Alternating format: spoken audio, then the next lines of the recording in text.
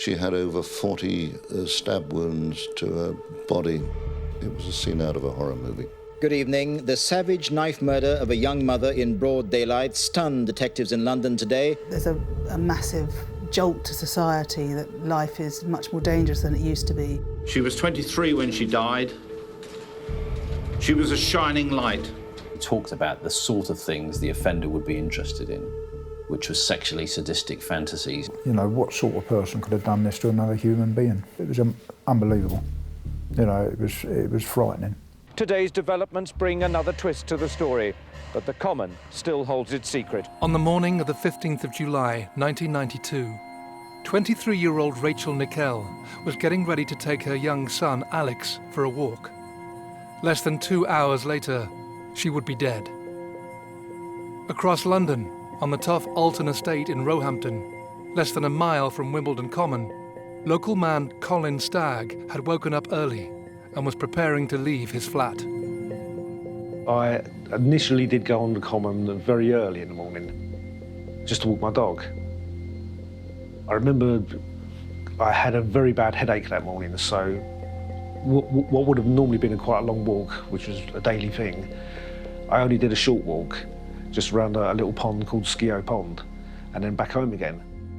Colin returned to his flat to sleep off his headache. It was around 9:25 in the morning. A mile away, Rachel, Alex and their dog Molly had set off across Wimbledon Common for a stroll through the woods. As they enjoyed the early summer sun, they were totally unaware of the killer stalking them. The area of the Common, as I recall, I mean, it was really quite wide open. I think the area had some tree cover around it, but essentially this was broad daylight. This was not an area you would think twice about going to. She was killed on a path which was well frequented, probably less than 200 yards from an open green area on Wimbledon Common where mothers were walking their children. Just minutes into the family's walk, the killer struck. The attack was so ferocious, one of the blows that cut her throat, to silence her before the main attack, almost decapitated her. She had over 40 stab wounds to her body and throat. It was a scene out of a horror movie.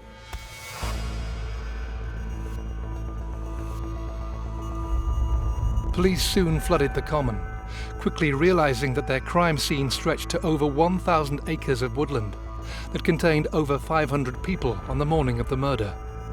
A murder that had only one eyewitness, a 2-year-old boy that had seen his mother butchered.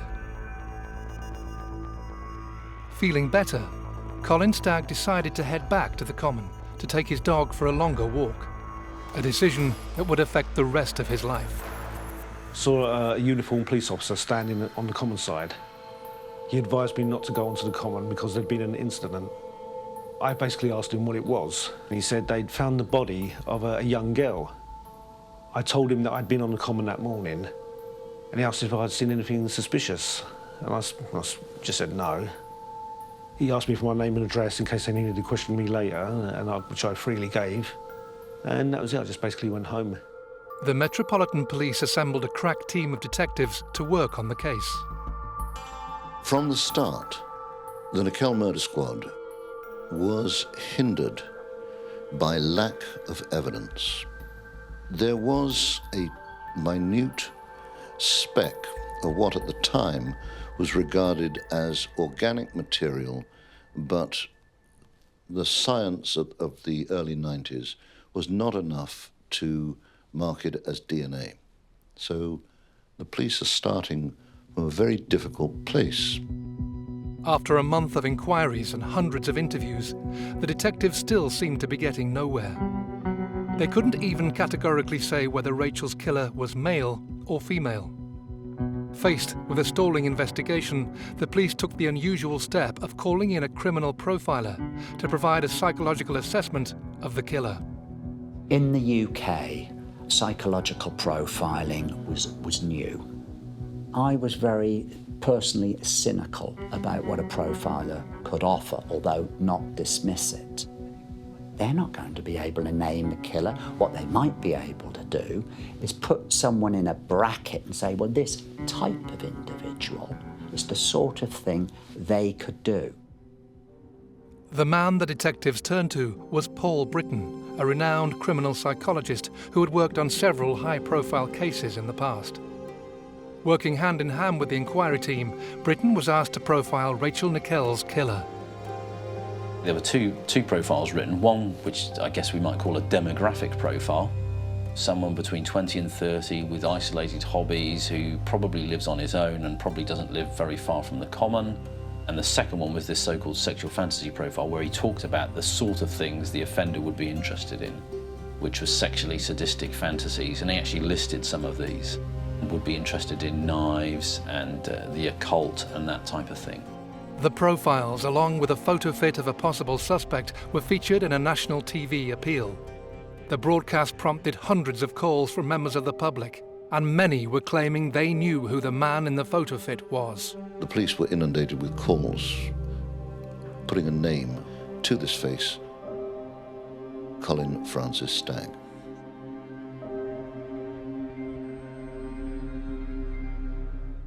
The pathologist, Dr. Richard Shepherd, told the inquest it was a frenzied attack. The killer kept up the stabbing even after her death. She'd been sexually molested. The image of her, the beautiful blonde model, is an iconic image now, and it seems to speak to the loss of innocence of a period of time when a young woman couldn't take her child out in the middle of the day on a summer's day. So it became one of these cases that put incredible pressure on the police. There are suspects. 4 men were spotted near the scene. Perhaps the most important was the one seen washing his hands in this stream shortly after the murder. He, like the others, hasn't been traced, and the police fear that if it was the killer, he may strike again.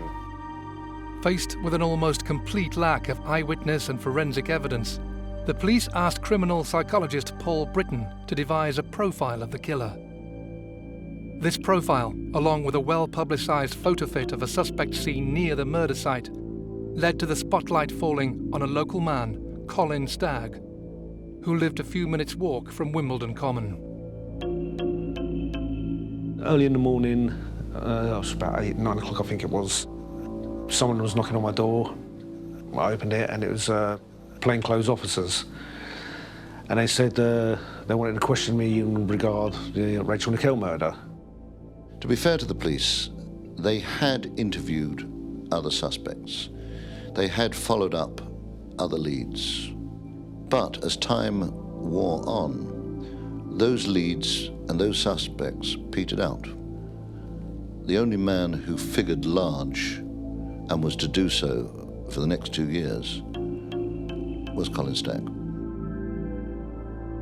I'd never been arrested for anything in my life at that time, and being accused of something like that, and it was like, I was in a different world. It was strange. Lots of police officers came in, they searched my home, top to bottom. I had a couple of books about the occult and stuff like that, and they focused on that. After they searched my place, they took me to the Wimbledon police station, and then they held me for 3 days. As the police began to question their suspect, they were presented with a huge stroke of luck. Colin Stagg was about to reveal a piece of information that would convince detectives he was the killer. I can see why Colin Stagg rose to the top of this inquiry. He almost offered himself up, quite frankly. He was on the common at the time.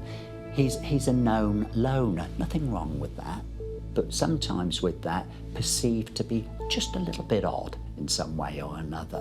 I'd never been arrested before for any crime, and it was very, very scary. Amazingly, for the police officers involved, he talked frankly and openly. He didn't deny anything, but other than to insist that he had not murdered this young mother. As police continued to question Colin, a search of past incidents on the common delivered a breakthrough. They discovered a sighting by a woman of a man who was lying naked on the common, who she claimed exposed himself to her. Basically, I was just doing nude sunbathing, which I did in regular spot every summer. and it was an area used by nude sunbathers. I pleaded guilty to it because I thought, well, basically, you know, I've been advised to by my solicitor, and I just wanted to get out of there. I didn't want these things to drag on, so I thought, get rid of it. I got a fine for £200, and after that, I was released after 3 days. That decision was to have long and lasting effects on the case and his life. Stagg's naivety fueled the police's theory that he matched Paul Britton's profile of the killer. As Colin returned to his life on the Alton estate, where he assumed the trauma of the past few months was behind him for good, an innocent decision he'd made years before the killing of Rachel Nickel was about to come back to haunt him. I think it was about 2 years prior to the murder of Rachel Nickel. I answered a dating advert for friendship, and so I wrote a letter to Julie Pines. We got on okay, you know, we chatted on the telephone at first, and we seemed to be okay. And then, being a normal red-blooded man, you know, I thought, you know, this could go a bit further. So I just chanced my arm, really, and wrote her a sexual letter.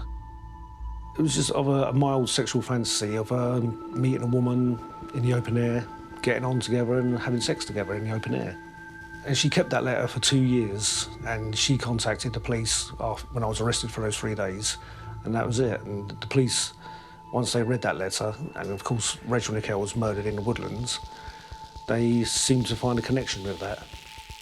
After a detailed examination of the letter from Julie Pines, the police were now even more certain that Colin had murdered Rachel Nickel.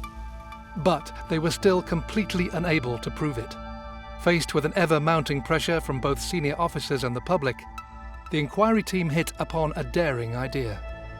It was believed, and now we know hugely problematically, that it would be useful to get an undercover operative in there to evaluate whether Stagg had any guilty knowledge of the case. The inquiry team wasted no time in recruiting a star female undercover officer known during and after the operation as Lizzie James. With her in place, and after lengthy consultations with Paul Britton, Operation Edsel, as it was codenamed, began. The carefully concocted plan, made with the approval of senior Metropolitan Police officers and lawyers, was that Lizzie should write to Colin and earn his trust, in the hope he would reveal some intimate knowledge of the crime. I received a letter from a woman calling herself Lizzie James, and she claimed that she was a friend of Julie Pines, and she had read the letter and she found it interesting, and she wanted to get to know me. The first letter was something like, Dear Colin, you might remember a lady called Julie Pines. Dear Colin, I hope you're not offended by this intrusion, as we've never met before. Julie was fairly closed-minded. I'm a lot more open-minded, and basically I want to start a dialogue with you. Of course, Stagg, 30-year-old guy, getting a bit of attention from a woman, writes back. Dear Lizzie, thank you so much for your letter, which I read with great interest. We struck up a conversation. I sent letters to her, she'd send letters to me. I'm sure your fantasies hold no bounds, and you're as broad-minded and uninhibited as I am.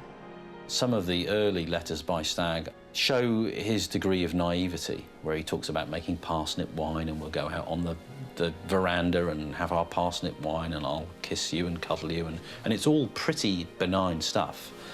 And then in a very significant letter that she writes back, she says, I need you to show me what a real man is. The things that happened when I was with this man were not what normal people would like. And even though these things are bad and I feel guilty, I can never forget how exhilarating they made me feel. Now, there's only so many ways you can take that, so unsurprisingly, in the next letter, Stagg plays back that exact verbatim sentence. I'll show you who a real man is. And then in the next letter, Lizzie James writes back, I need to feel defenseless and humiliated. And guess what? In the next letter, Stagg uses those exact terms, defenseless and humiliated.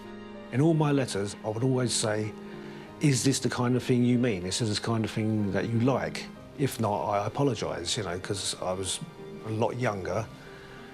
Never had a real sexual relationship with a woman, so I would have told any woman anything what they wanted to hear if I thought I was going to have sex back then.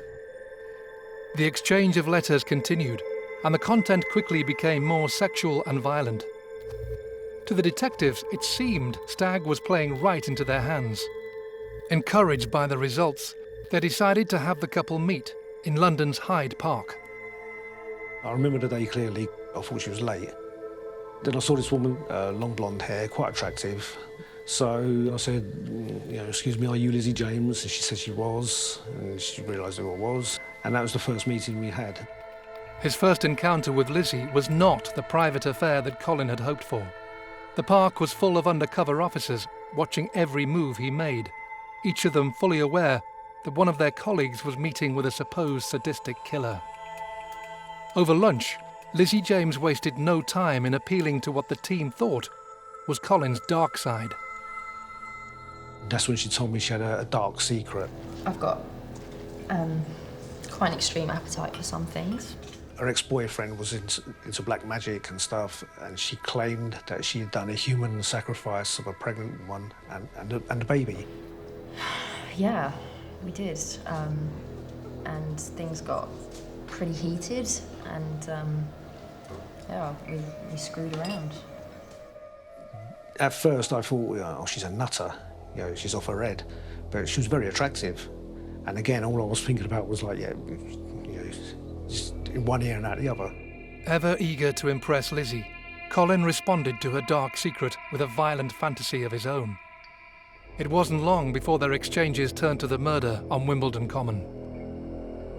I told her, I think I was on the second or the third meeting, that I had been arrested for the Rachel Nickel murder. And she found that very exciting. Lizzie James wanted me to be the murderer. She said she could only be with a man who could have committed that crime and to have sex with that man.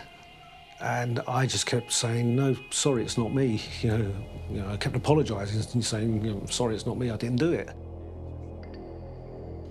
Throughout the entire operation, Colin Stagg never once suggested he had anything to do with the Nickel murder. But despite this, the sexual content of his letters to Lizzie James was exactly what Paul Britton and the police thought they would see from the killer. On the 17th of August 1993, Stagg was re-arrested on suspicion of murder. Myself and my solicitor, we sat in a room being interviewed by the police, and they were reading some of my letters out that I'd written to Lizzie James. Yeah, I felt obviously very small because I thought, they were personal letters between two consenting adults. And it was at that point one officer left the room and he came in with Lizzie James. Hello, Colin. Remember me? I knew straight away then that she was part of this. I couldn't say anything, because I was just saying no comment all the time. But what I really wanted to say was like, well, you fucking started this, You wrote to me, I didn't write to you. So that was it. And then I was charged with the murder of Rachel Nickel. With their prime suspect safely behind bars, the murder squad celebrated a job well done. However, what they didn't and couldn't know was that for the past months, all their efforts had been focused on the wrong man. The real killer of Rachel Nickel was still at large. And in the autumn of 1993, he was preparing to strike again. Back in 1989, a brutal rape in Plumstead, southeast London, marked the start of a series of attacks that would blight the area for the next 4 years.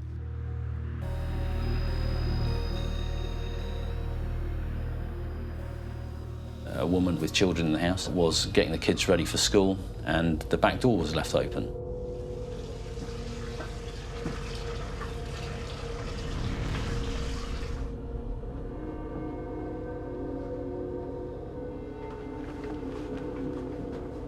She turned around after drying her hair to see the offender standing there with a knife, threatening her and threatening to attack the children if she didn't comply. And that rape was the first of what became known as the Green Chain Rapes, which was a series of attacks along Green Chain Walk in southeast London. These rapes went on for a number of years and no one was caught for them. Tragically, the Green Chain Rapes could have been stopped after the first attack. The police received a call about the Plumstead rape in August 1989. The caller was the rapist's mother, and her son had just confessed to her. His name was Robert Napper. He confessed to her that he'd raped a woman, and his mother took him at his word and went to the police and said, look, my son's confessed to raping a woman. Has anybody been raped recently around Plumstead Common? The police checked their records, but no trace of an attack was found. Had the crime been properly investigated, one of the worst killers in British history could have been stopped in his tracks.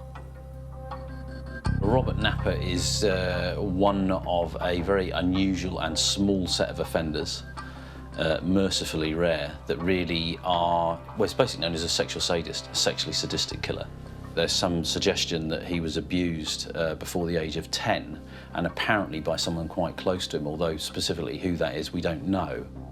I think what's significant about him as a child and as an adult is this isolation. Isolation from his peers, isolation from friends, and isolation from family, which got more and more extreme also throughout his criminal career. We also know that he had Asperger's, which is a learning difficulty as well, which probably added to that isolation. Throughout the 1990s, the Green Chain Walk, a tranquil series of linked parks in southeast London, was the location of some of the most terrifying rapes London had ever witnessed.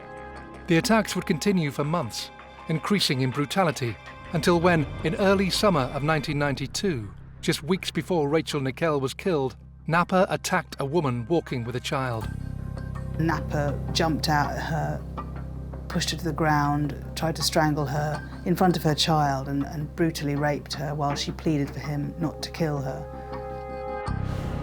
The similarities between this and the Nickell murder a few weeks later, when you look back on it, are so stark.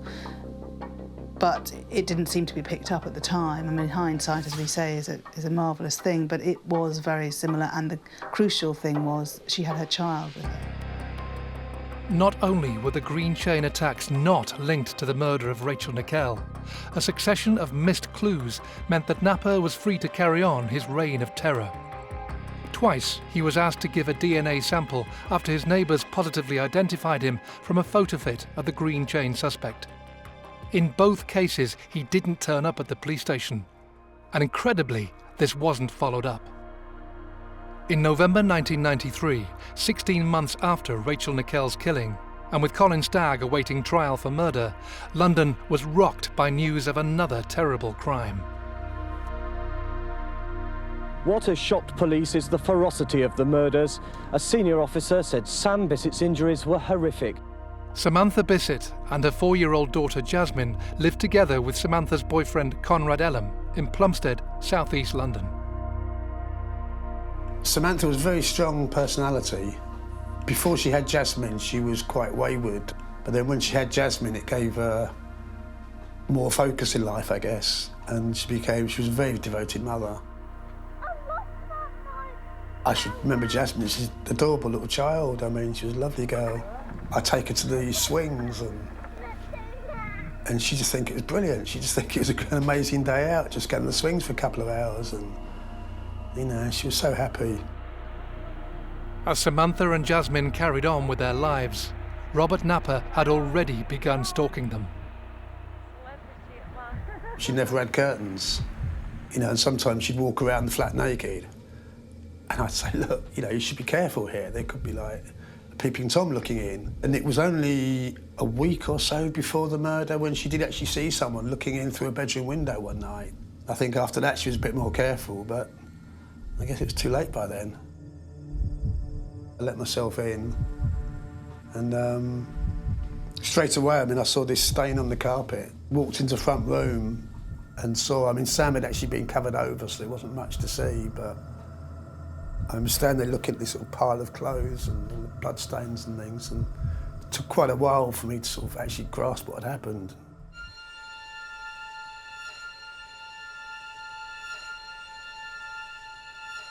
And then thought, well, what about Jasmine? I felt bad that I hadn't even thought about it. I thought I'd phone the police without even checking on Jasmine. I thought she might still be alive. Jasmine was in the bed with the covers over her. And for a second I thought maybe she's still alive, but then there was no movement, she wasn't breathing. So then I phoned the police. The investigation into the Bissett murders was headed up by Detective Superintendent Mickey Banks.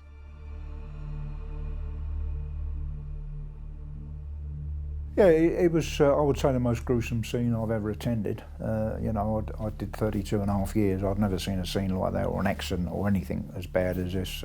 Obviously, the body had been left there to be displayed, as if to say, look what I've done, look what I'm capable of, and I immediately thought this has got to be some nutter. As forensic investigators examined the flat, they began to piece together what they thought had happened. Sam's going about her business with Jasmine in the house, and there's a knock on the door. At that point, a very sudden, violent attack takes place where Napper immediately stabs her with a knife, takes her into the lounge, and then commits some horrific acts of mutilation on her. Very shortly after that, also rapes and murders Jasmine, a 4-year-old girl. So a really horrendous and horrific offence. One of the first things that struck Mickey Banks was that his case could be linked to the Green Chain rapes.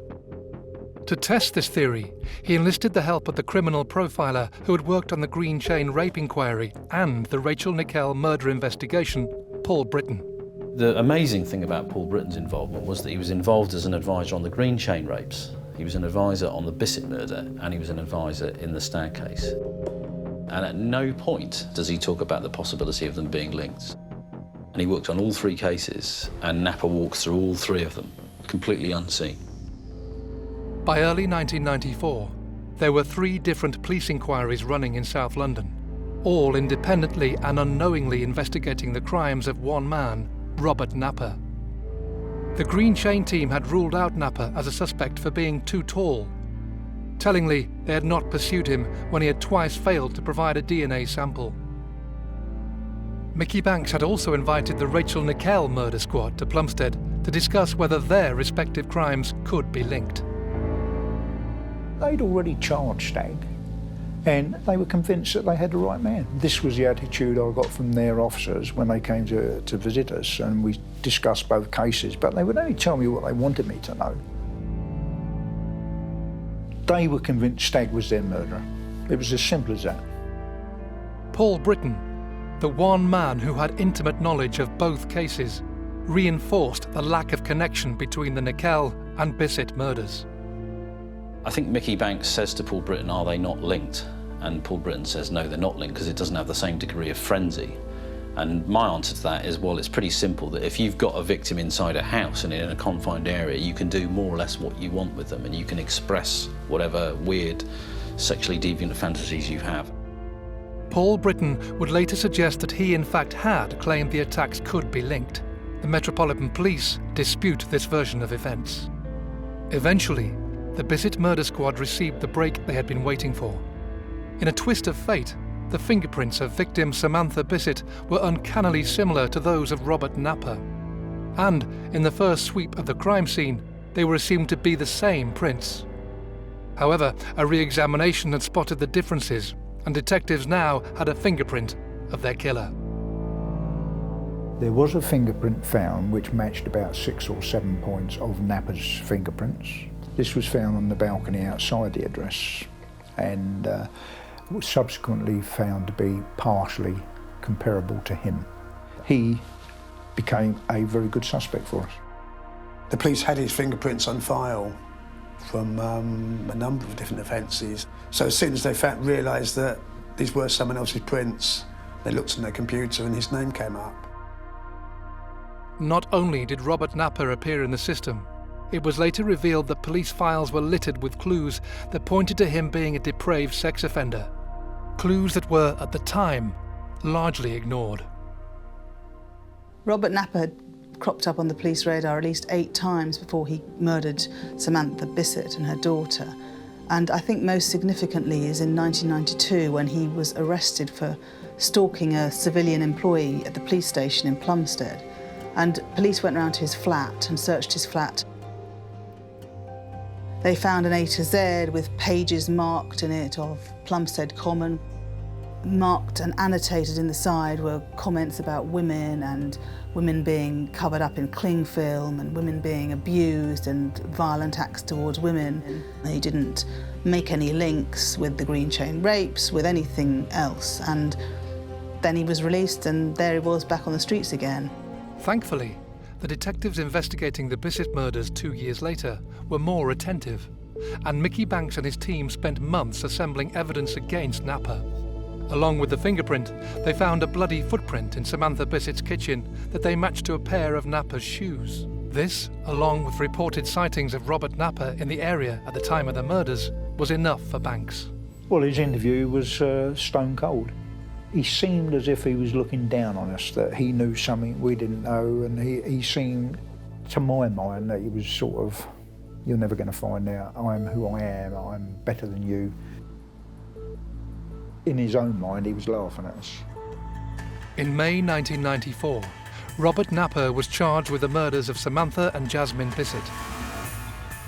A DNA sample taken at the time also proved conclusively that Napper was the green chain rapist. He was placed on remand, awaiting trial. Across London, another remand prisoner, Colin Stagg, was about to have his day in court. Charged with the murder of Rachel Nickel, it wouldn't just be Stagg on trial. Also under scrutiny would be the Metropolitan Police themselves, and the audacious operation to ensnare their suspect. After 14 months on remand in Wandsworth Jail, Colin Stagg arrived at the Old Bailey. Going up into the courts is a very frightening thing. I mean, especially if you know you're innocent. The police and the prosecution seemed quite confident with the material they'd got. And yet I was talking to sort of experienced court reporters and other crime correspondents who were sort of looking at each other thinking, how are they going to get away with this?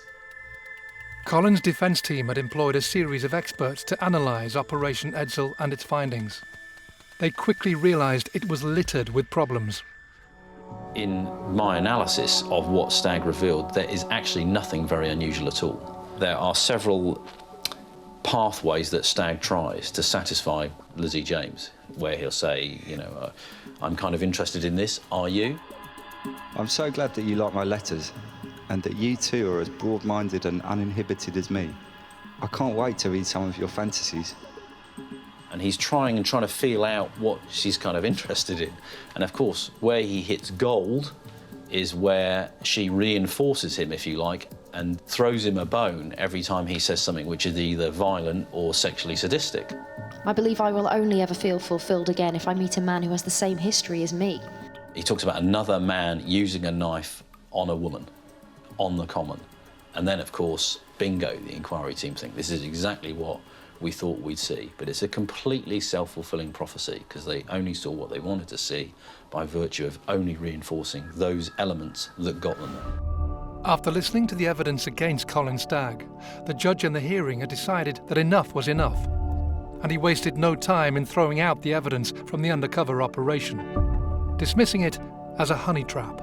As the detective in charge of that, you could not have listened to the judge's words and be in any doubt that he was not only dismissing the case, he was seriously angry about the way in which Colin Stagg had been led. With their case in tatters, the Rachel Nickel murder squad were left to reflect on the events of the past 2 years.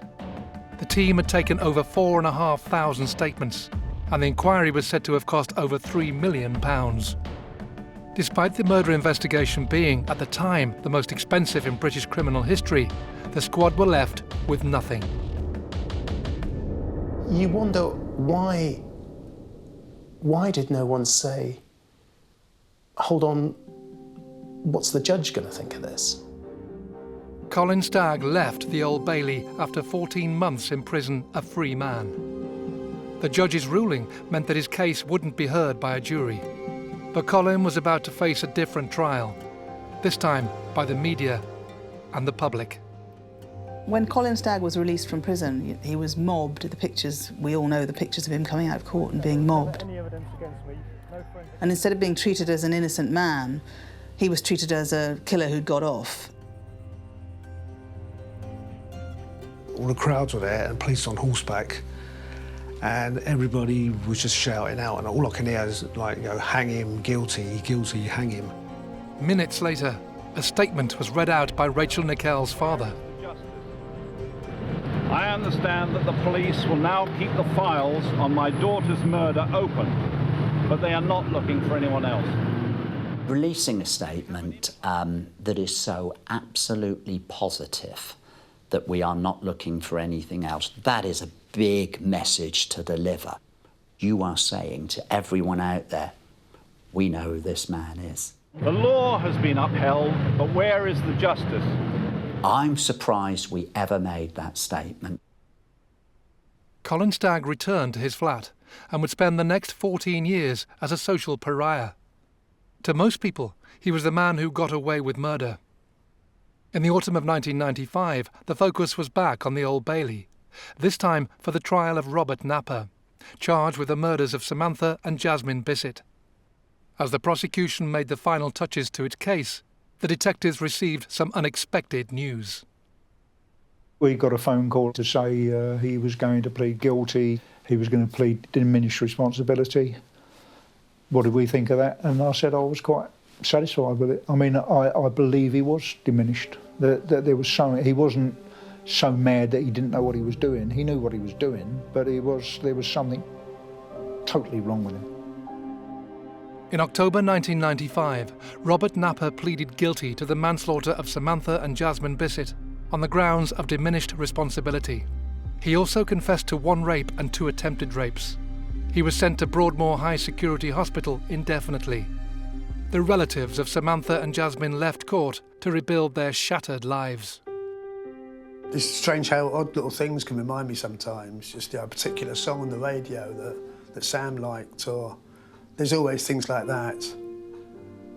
And it's always strange. I don't go over to Plumstead that much, but I do sometimes still go over past the flat, and it is always strange to walk past it and see the place. I should remember Jasmine. She's an adorable little child. I mean, she was a lovely girl.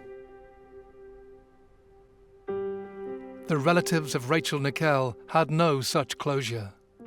It would be another 7 years until a breakthrough in the case was found. In 2002, a case review team began poring over the evidence amassed in the decades since Rachel's murder. Every witness statement was re-looked at. Unknown offenders and possible suspects were re-examined. One of the first names that was flagged up was a sexually sadistic killer currently detained in Broadmoor, Robert Napper. At the same time, scientists were taking advantage of rapid advances in technology to review the forensic evidence found on Rachel Nickell's body. There was a small amount of DNA on Rachel Nickell's jogging pants, and that was tested, and you are able from that now, although they weren't then, to rule people out.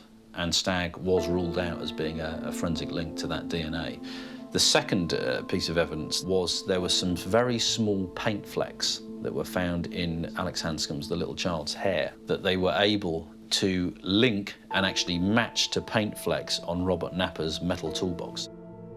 Further analysis of the DNA proved that Robert Napper had been in contact with Rachel Nickell on the day she died. The paint flecks found in her son Alex's hair were the final confirmation.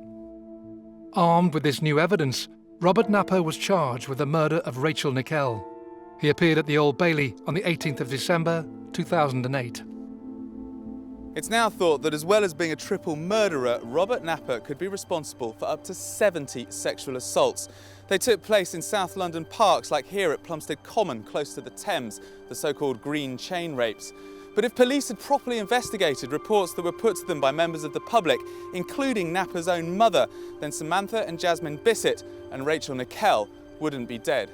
He sat there and he didn't flinch, and he was a kind of presence of evil. I don't often say this, but he appeared to be like that, and it was the most tense courtroom I've ever been in, actually, and it really brought tears to your eyes, because then you could just see her parents finally, they'd got the right man, and it was really, really moving, actually. Mr. Napper has been found guilty of Rachel's murder.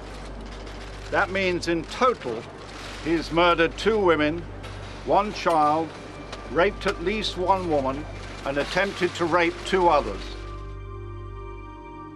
Robert Napper pleaded guilty to the manslaughter of Rachel Nickell on the grounds of diminished responsibility. He was sent back to Broadmoor, with the judge stating he was unlikely ever to be released. Napper's admission of guilt brought to a close one of the most notorious cases in British criminal history. It's since emerged that in August 1993, a knife was found on Wimbledon Common, near where Rachel Nickel was murdered. That knife was matched to Robert Napper when he was arrested in 1994. And again, nothing was done. Stagg was in jail on remand, nothing was done.